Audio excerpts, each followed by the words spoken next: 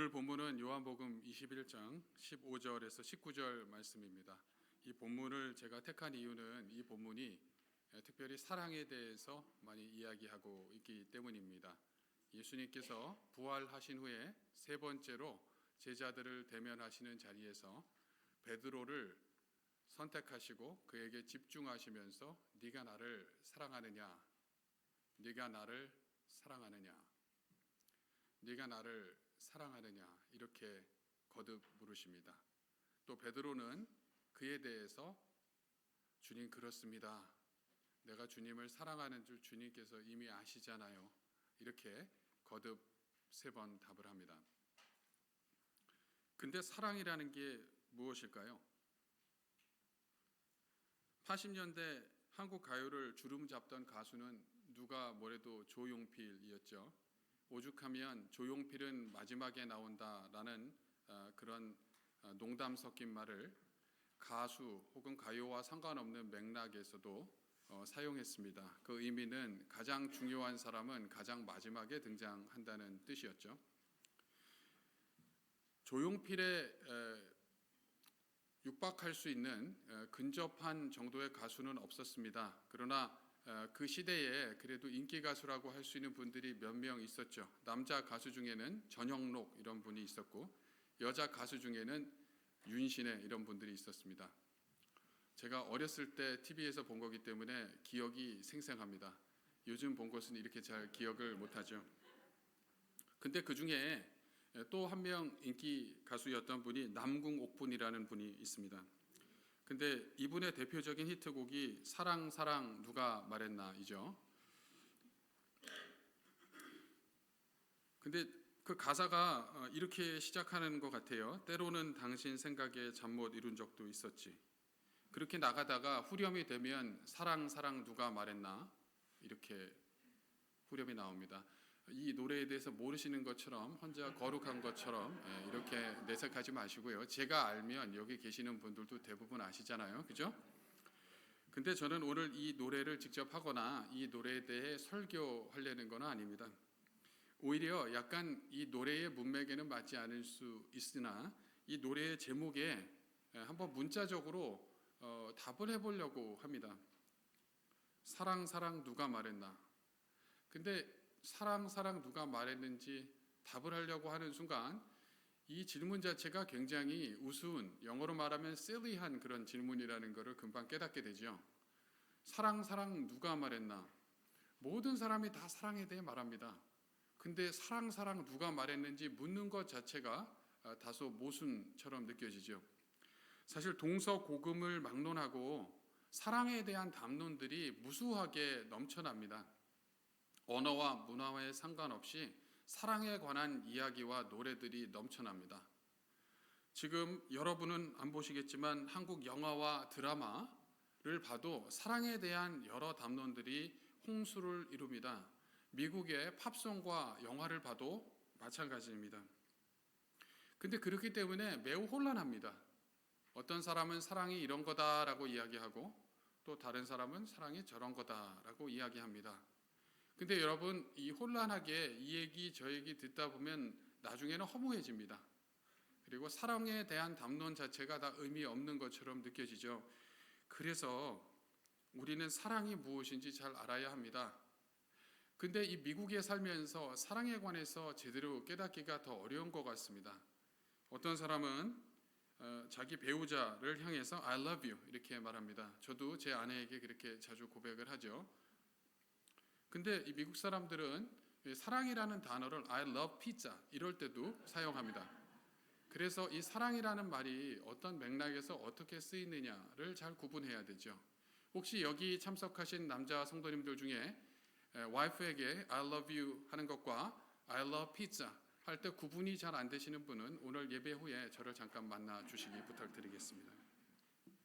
이처럼 사랑에 관한 많은 담론들이 있지만 그 때문에 너무 혼란스럽기 때문에 우리는 성경 말씀에 귀를 기울여야 합니다.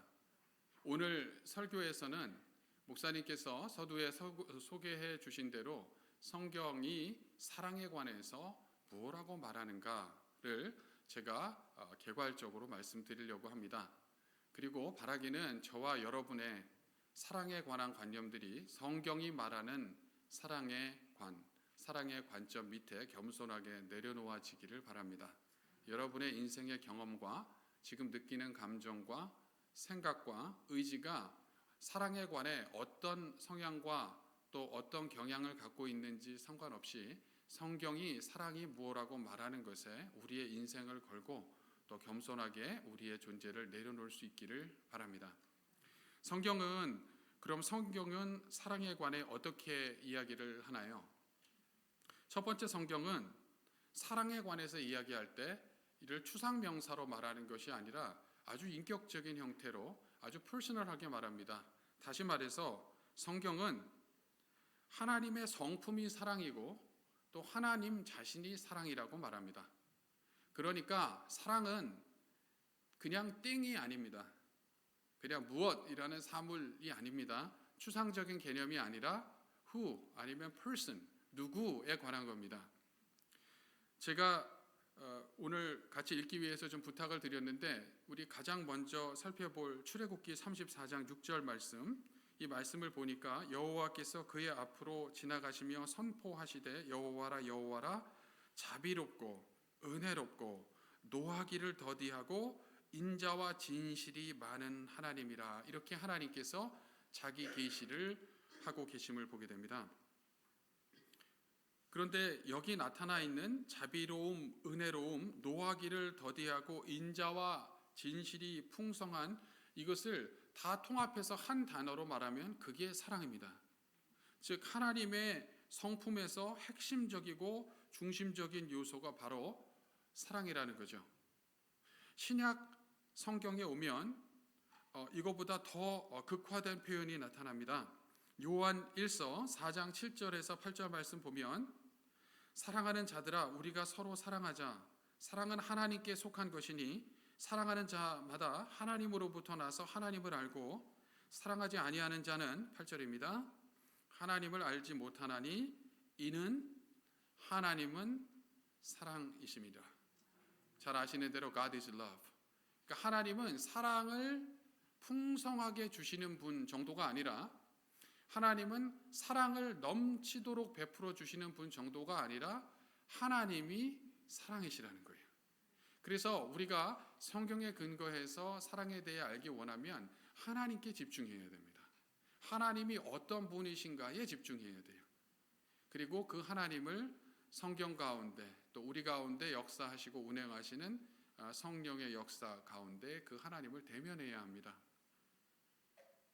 또 주 예수 그리스도를 통해서 하나님을 대면해야 합니다. 주 예수 그리스도 안에서 하나님을 대면해야 하죠.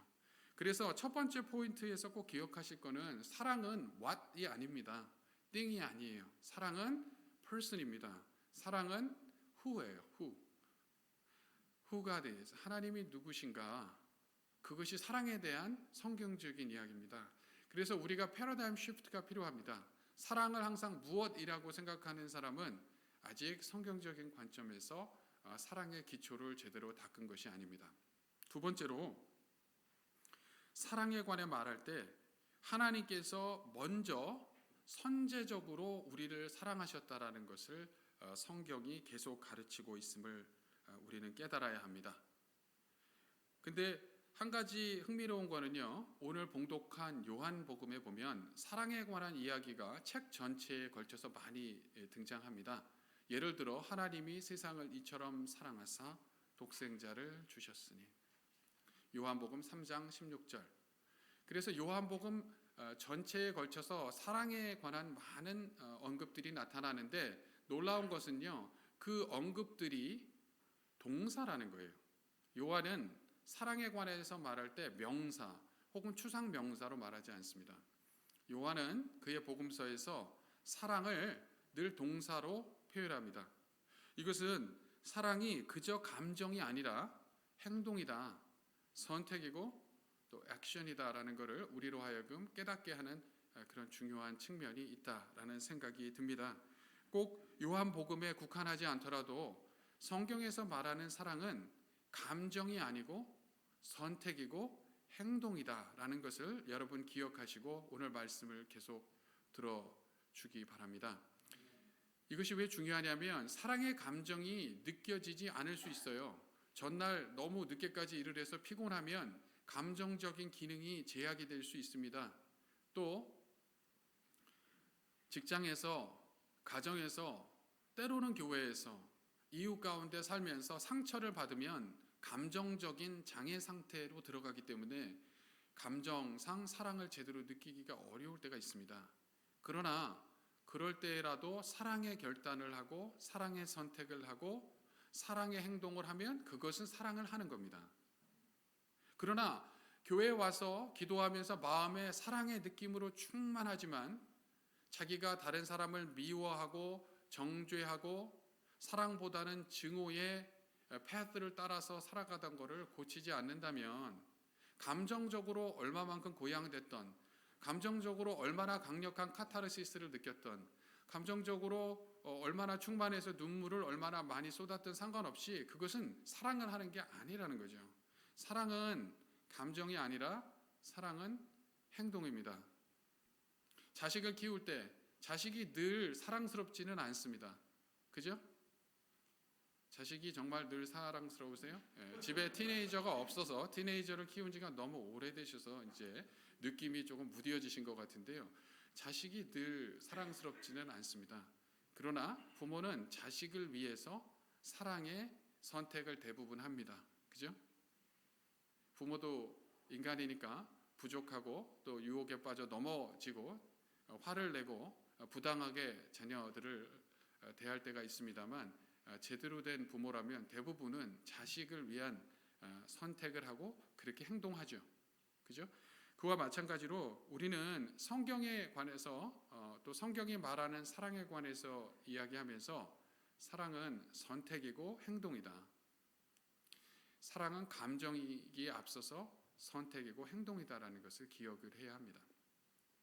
사랑은 물론 감정적인 요소를 수반합니다만 사랑이 감정에 국한되게 되면 여러 가지 오류와 여러 문제가 생길 수 있습니다.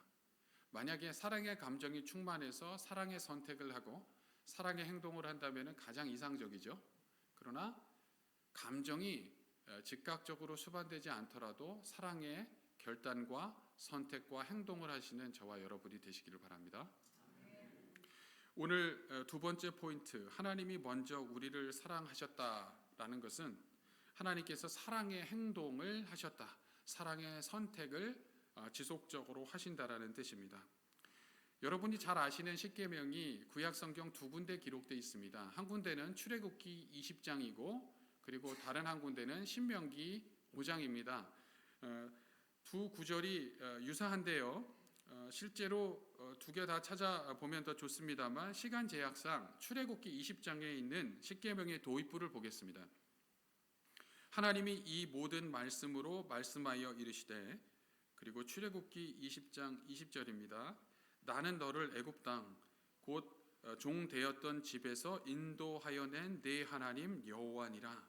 그리고 첫 계명이 시작됩니다. 너는 나 외에는 다른 신을 내게 두지 말라. 그래서 10가지 말씀 또는 10가지 계명이 이렇게 계시가 되죠.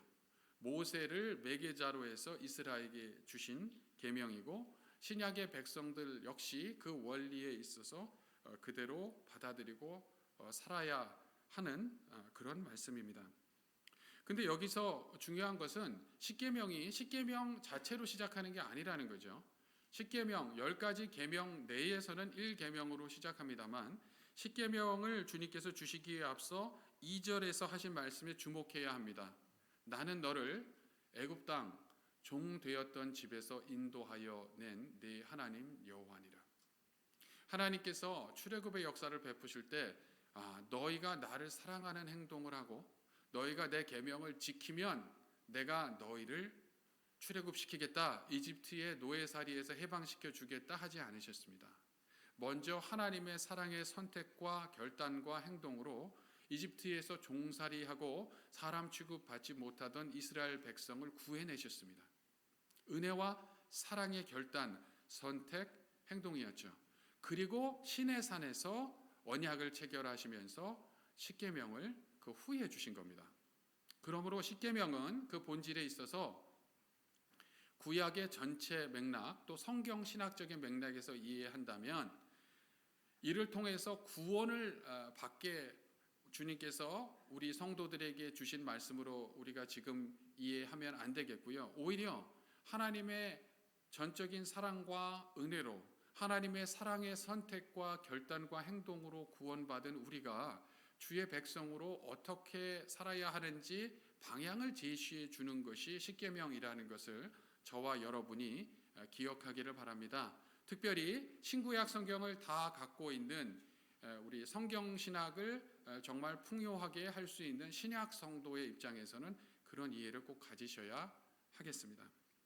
십계명 이렇게 살아라, 하나님과의 관계에서 이렇게 살아라, 이웃과의 관계에서 이렇게 살아라 라는 계명을 율법적 의무로 부과하신 것이 아니라 하나님이 우리를 얼마나 사랑하시는지에 기반해서 그 은혜에 감복해서 하나님의 백성으로 살아야 할 원리와 방향성을 제시해 주신 것이 십계명이다. 우리는 이렇게 이해해야 마땅하겠습니다. 그렇게 보면 하나님의 사랑의 선제성, 그것에 대해서 우리는 다시 한번 확인하게 됩니다. 우리가 하나님을 사랑했을 때 하나님께서 우리를 사랑하신 게 아니고요. 하나님께서 먼저 그의 백성을 사랑하신 겁니다. 이것에 대해서 명시적으로 이야기하는 여러 구절들이 있겠습니다만 신약에서 두 구절만 살펴보겠습니다. 로마서 5장 8절, 우리가 아직 죄인 되었을 때에 그리스도께서 우리를 위하여 죽으심으로 하나님께서 우리에 대한 자기의 사랑을 확증하셨느니라. 여기 중요한 것이 우리가 아직 죄인 되었을 때에 라는 겁니다.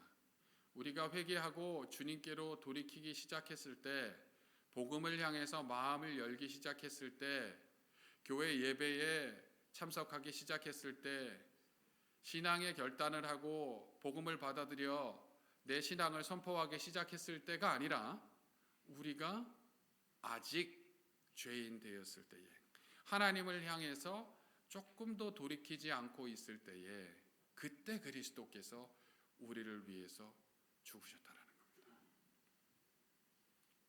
하나님의 사랑의 선제성이죠. 하나님은 우리를 먼저 사랑하셨습니다. 더 명시적으로 말씀하는 구절이 요한 1서 4장입니다. 특별히 요한 1서 4장 10절에 보면 사랑은 여기 있다라고 이야기합니다. 사랑은 여기 있으니 우리가 하나님을 사랑한 것이 아니고 하나님이 우리를 사랑하사 우리 죄를 속하기 위해 화목제물로 그 아들, 그의 영원하신 아들, 그 독생자를 보내주셨다고 선포합니다. 그리고 몇 절 지나지 않아서 4장 19절에서 우리가 사랑함은 그가 먼저 우리를 사랑하셨음이니라, 이렇게 다시 한번 확인해 주시죠.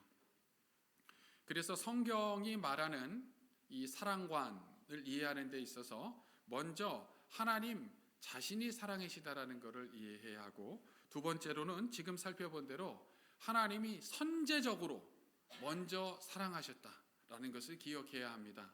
조금 재미있게 얘기하면 하나님은 사랑꾼이시고 사랑에서 늘 선수를 치신다라는 겁니다. 우리가 하나님과 사랑에 있어서 선수를 칠 수 있는 방법은 없습니다. 우리가 아직 죄인 되었을 때에 하나님께서 우리를 사랑하심을 계시해 주셨거든요. 이것을 우리가 붙잡아야 됩니다. 그렇지 않으면 신앙생활이 재미가 없고 율법주의적이 됩니다. 내가 하나님을 위해서 끝없이 무엇인가 해 주어야 한다라는 생각을 갖게 되는 거죠. 내가 하나님을 계속 사랑해 드려야 한다라고 생각하는 겁니다. 하나님은 우리 자식이 아닙니다. 하나님이 우리의 아들, 딸이 아니지 않습니까? 근데 우리는 하나님 그분이 사랑이시고 또 하나님이 우리를 선제적으로 사랑하셨다라는 것을 믿고 늘 붙잡지 않기 때문에 마치 하나님 사랑하는 것을 자식 사랑하듯이 해야 되는 걸로 착각하고, 그러다 지치고, 그러다 불평하고, 그러다 영적인 기쁨을 잃어버리고 영적으로 고갈되고 메마르고 논바닥이 가뭄에 갈라지듯이 영혼이 갈라지는 것을 종종 경험하는 것 같습니다. 사실 저 자신도 그렇습니다. 근데 우리가 하나님을 향한 사랑에 대해 말하기에 앞서서 먼저 하나님이 그분 자신이 사랑이시고 우리를 늘 선제적으로 먼저 사랑하셨고 또 사랑하는 분이심을 우리는 확신해야 합니다. 여러분과 제게 그런 은혜가 있기를 바랍니다. 세 번째, 이 첫 번째, 두 번째에 관한 이해를 여러분이 확실히 하셨다라는 제가 믿음을 갖고 세 번째 말씀을 드립니다. 하나님의 사랑에 대한 마땅한 반응은 하나님 그분을 사랑하는 겁니다. 근데 여기서 중요한 건 이거예요. 사랑은 뭐라고요? 감정이 아니라 선택이고 행동입니다.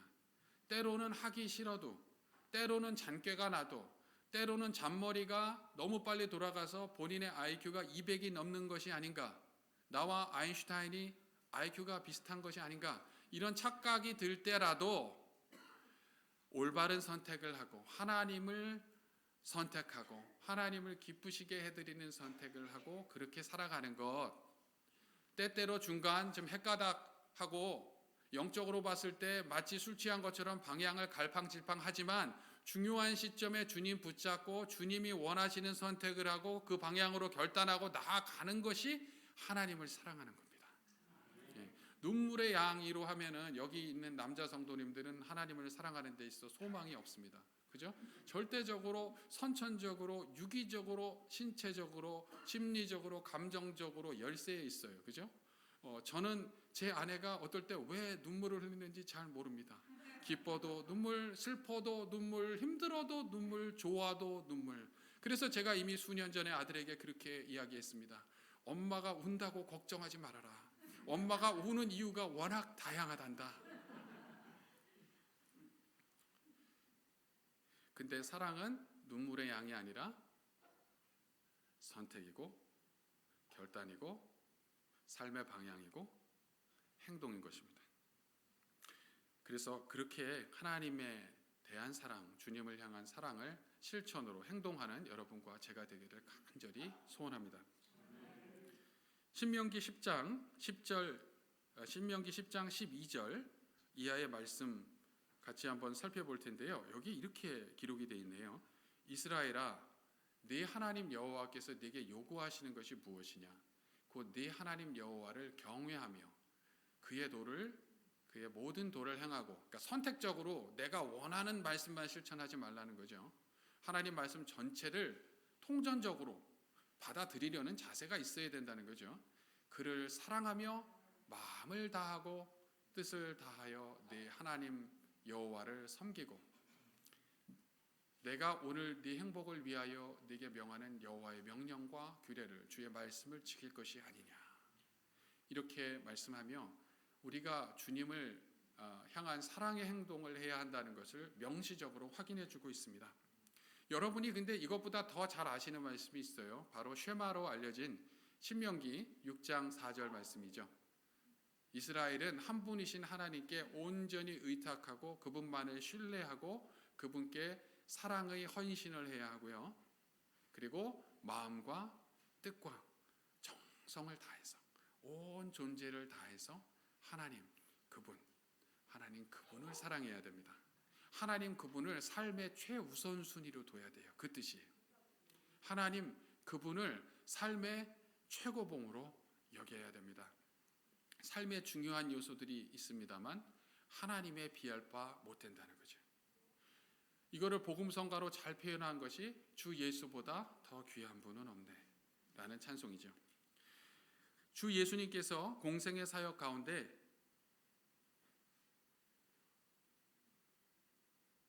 그에 관한 질문을 받으신 적이 있어요. 서기관 중 한 사람이 마가복음 12장 28절 말씀에 따르면 주님께서 다른 종교 지도자들과 변론하는 것을 듣고 예수님께서 대답을 너무 잘 하신 것에 인상을 크게 받고요. 이렇게 질문합니다. 모든 계명 중에 첫째가 무엇입니까? 구약에 보면 300개가 넘는 구체적인 계명들이 있다고 하죠. 그거보다도 아마 더 될 것 같아요. 그거보다도 훨씬 더 될 것 같아요. 사실은 하여튼 엄청 많은 계명들이 있는데 그러면 이 계명들을 어떻게 요약해야 되는가? 그 계명들의 핵심이 무엇인가? 이런 질문들을 1세기 유대인들이 많이 했던 것 같습니다. 그래서 그 당시 랍비로 상당히 많이 알려져 있었던 예수님께 이 서기관이 이렇게 질문을 했습니다. 많은 계명들이 있는데 그 중에 으뜸이 무엇인가? 가장 중요한 계명이 무엇인가? 이렇게 질문을 한 것이죠. 근데 주님께서 이렇게 답하십니다. 마가복음 12장 29절. 첫째는 이것이니 이스라엘아 들으라. 주 곧 우리 하나님은 유일한 주시니라. 참 하나님은 하나님 외에는 없다는 거죠. 근데 거기서 끝나는 것이 아니라 30절에 넘어가서 어떻게 예수님께서 계속 말씀하세요? 내 마음을 다하고 목숨을 다하고 뜻을 다하고 힘을 다하여 주 너의 하나님을 사랑하라 하신 것이요. 이것이 아까 제가 구두로 인용한 신명기 6장 4절 5절의 직접 인용입니다. 예수님께 가장 중요한 계명이 무엇냐고 이 서기관이 물었을 때 예수님이 가장 중요한 게 뭐라고 그랬어요? 모든 것 다해서 하나님 사랑하는 것. 무슨 말씀이냐면 하나님을 내 인생의 최우선으로 여기는 것. 자식도 중요하고 우리의 생존을 위해 여러 중요하고 필요한 것들이 있고 살아가는데 내가 누리기 원하는 것들이 있으나 그것이 하나님과의 비교 대상이 될 수 없음을 명확하게 선명하게 날카롭게 구분할 수 있는 것, 또 그렇게 선택하고 행동하는 것, 그것이 가장 중요하다는 말씀입니다. 그러므로 하나님이 우리를 먼저 사랑하셨고 하나님 그분이 사랑이신 것에 기반해서 우리는 하나님을 사랑해야 합니다. 그것이 하나님을 향한 마땅한 우리의 반응입니다. 근데 말씀드린 대로 하나님에 대한 사랑은 감정이 아니에요. 결단이고 선택이고 행동입니다. 네 번째 보겠습니다. 하나님에 대한 사랑은 그런데 이웃 사랑을 통해서 많은 경우 표현이 됩니다. 하나님에 대한 사랑과 이웃 사랑은요, 사실 동전의 양면과 같아요. 그래서 이 두 가지가 분리된 나눠진 실체가 아니고요, 하나의 실체입니다. 여러분, 제가 쿼러를 갖고 왔다고 생각해 보세요. 쿼러를 갖고 왔는데 쿼러 한쪽이 진짜 보니까 어텐틱이에요, 리얼이에요. 근데 다른 쪽 보니까 여기는 페이크네요. 그러면 이거는 그러면 12.5센트의 가치가 있겠구나 이렇게 생각하면 아직 미국에서 생활을 별로 안 해보신 분이죠. 예, 만약에 한쪽이 진짜 리얼이고 다른 쪽이 페이크면 뭐예요? 그거 페이크예요. 그죠? 그런 것처럼 하나님을 사랑하는 것과 이웃을 사랑하는 것, 즉 하나님을 사랑하는 선택과 행동을 하는 것과 이웃을 사랑하는 선택과 행동을 하는 것은요, 하나예요. 그래서 이런 말씀이 있죠. 요한일서 4장 20절에 보니까 누구든지 하나님을 사랑하노라 하고 그 형제 자매를 미워하면 이는 거짓말하는 자니. 이거를 옛날에 한국에서 뭐라고 그랬어요? 80년대 90년대 뻥친다고 그랬죠. 그렇게 하는 사람 뻥치는 거예요. 뻥치는 거. 보는 바 그 형제 자매를 사랑하지 아니하는 자가 보지 못하는 바 하나님을 사랑할 수 없다. 제가 만들어낸 말씀이 아니고요. 제가 추가한 말씀이 아니라 성경에 2000년 동안 있었던 말씀이에요. 그죠? 그리고 실제로 방금 읽었던 마가복음 12장 28에서 30절까지 우리가 살펴봤는데요. 실제로 그 본문을 봐도요. 주님께서 모든 것을 다해서 하나님을 사랑해야 한다. 이것이 첫 번째 계명이다 라고 말씀하시고 마가복음 12장 31절에서 이렇게 말씀하십니다. 둘째는 이것이니 내 이웃을 내 자신과 같이 사랑하라 하신 것이라. 이보다 더 큰 계명은 없느니라. 여기 이보다라고 했을 때요. 제가 그 원문을 찾아보니까 단수 this가 아니라 복수 these예요. these. 무슨 말이냐면 하나님에 대한 사랑과 이웃 사랑을 두 개를 통합해 갖고 총체적으로 언급한 거예요. 하나의 이게 패키지라는 거예요. 하나의 세트라는 거예요. 동전의 양면과 같다는 거죠. 그래서 그리스도인의 이웃 사랑 또 서로 사랑은 사실은 하나님에 대한 사랑을 표현하는 가장 중요한 창구다라는 것을 우리는 꼭 기억해야 하겠습니다. 그래서 저는 여러분과 제가 여러분들 가운데 서로 사랑, 또 이웃, 가족, 친구, 동료들을 향한 그 이웃 사랑을 선택하고 실천함으로써 하나님에 대한 여러분의 참 사랑을 표현할 수 있기를 바랍니다. 다섯 번째로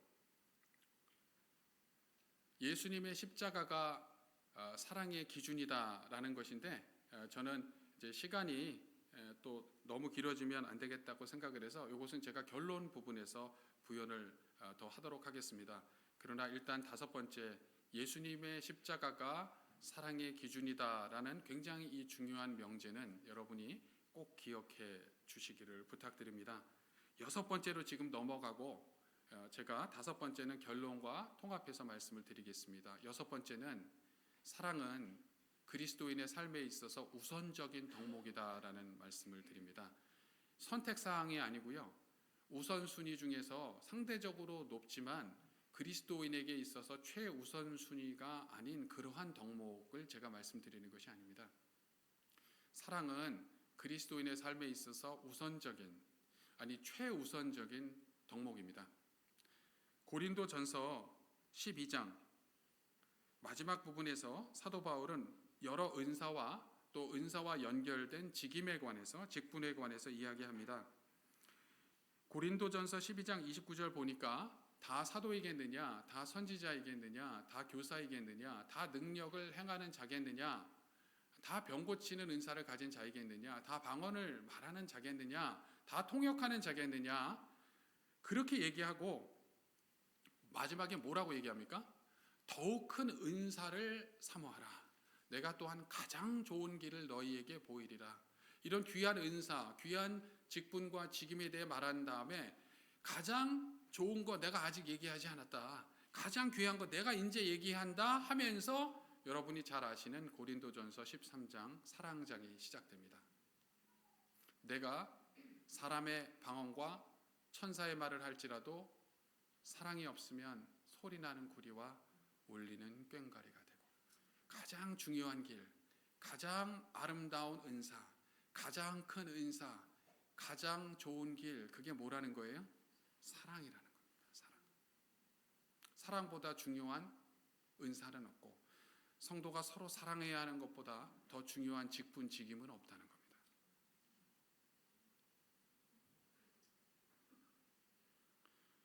그래서 하나님의 백성이, 예수님의 제자들이 어떻게 살아야 하는가, 이거를 요약을 딱 하면은 사랑이 남습니다.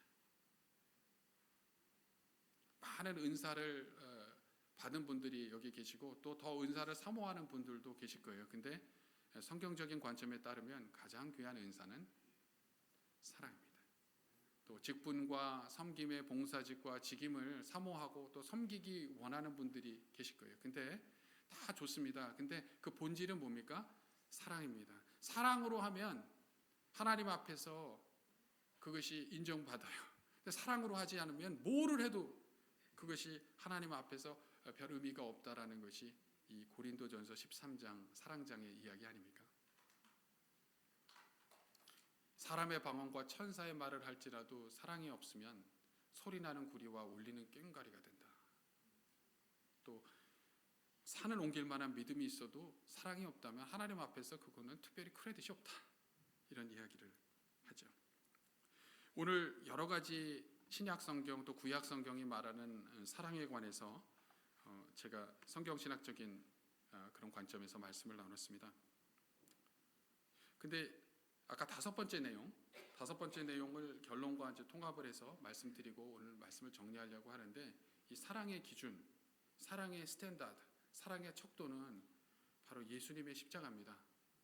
일단 하나님의 사랑에 대해서 생각해 볼 때 하나님이 우리를 얼마나 사랑하시는가, 그 척도가 십자가입니다. 그죠? 예.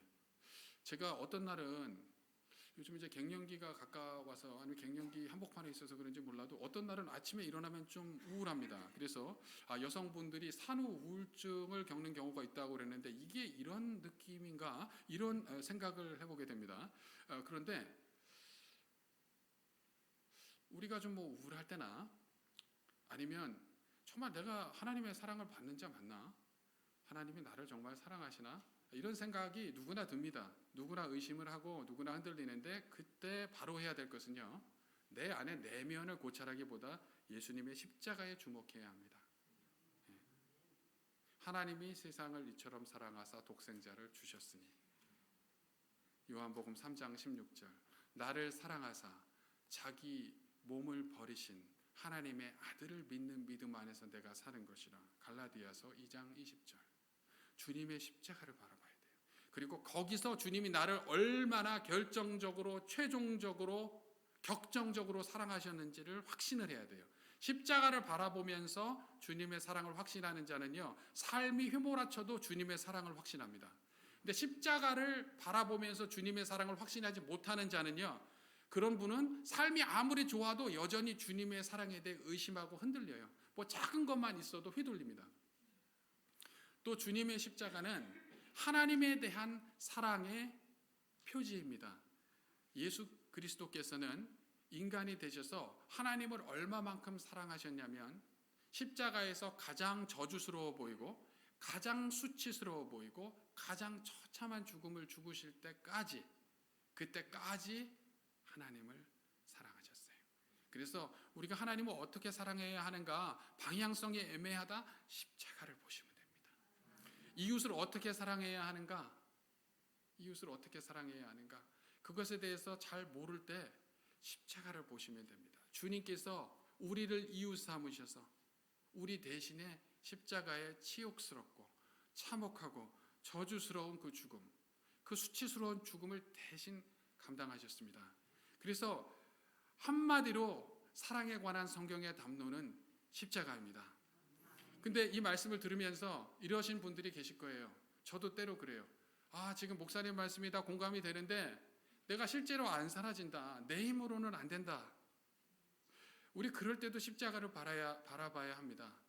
내 힘으로 안 된다는 걸 처절히 느낄 때 우리는 내가 그리스도 예수와 함께 십자가에 못 박혀 죽은 자다. 이제 내 안에 사는 것은 내가 아니고 주 예수 그리스도시다. 내 힘으로 사랑하는 것이 아니라 내가 함께 죽고 함께 다시 살게 된 그분, 주 예수 그리스도의 생명과 능력으로 사랑할 수 있다라는 것 의지하고 늘 십자가 밑에 겸손하게 머물고 주와 함께 십자가에 못 박혀 죽었는데 죽지 않은 것처럼 자꾸 살아나려고 자기 스스로의 힘으로 살아나려고 난리 치지 말고 주님과 함께 죽은 자, 그래서 주의 생명이 살아 역사하는 자로 살아가는 귀한 성도님들 되시기를, 또 제가 그렇게 될 수 있기를 바랍니다. 함께 기도합니다. 하나님, 예수님의 십자가를 바라봅니다.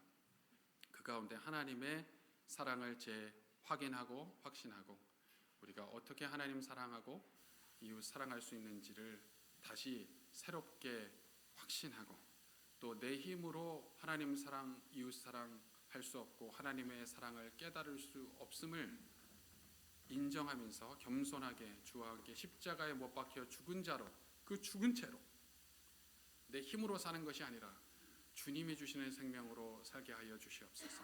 십자가 밑에 겸손하게 머무는 우리 삶이 되게 하여 주시옵소서.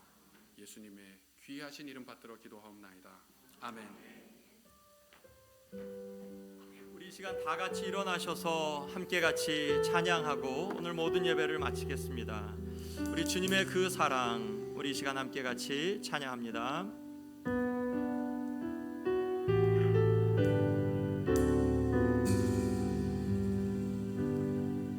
다 표현 못해도 나 표현하리라. 다 고백 못해도 나 고백하리라.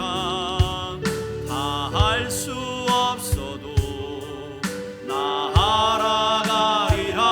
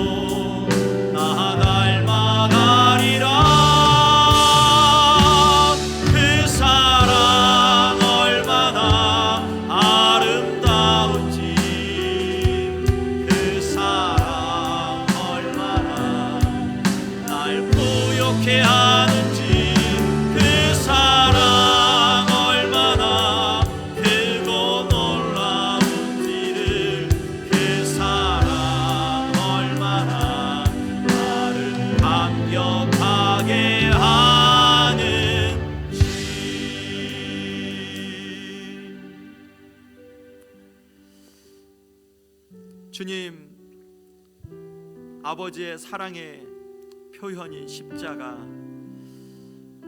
주님, 그 안에서 주님의 사랑을 확인할 뿐 아니라 감상에만 있지 않고 하나님 실질적으로 우리의 삶 속에서 사랑을 선택하여 예수님의 사랑을, 아버지께서 예수님 통해 사랑하신 걸 더 깊이 경험하게 하여 주옵소서. 이제는 우리 주 예수 그리스도의 은혜와 아버지 하나님의 극진하신 사랑하심과 성령 하나님 교제하시고 교통하심의 은총이 아버지의 큰 사랑을 받아 하나님을 사랑하고 또한 이웃을 사랑하기를 선택하고 결심하는 주의 사랑하는 성도들 머리머리 위에 이제부터 영원토록 함께 하시기를 복되신 예수 그리스도의 이름으로 축원하옵나이다. 아멘.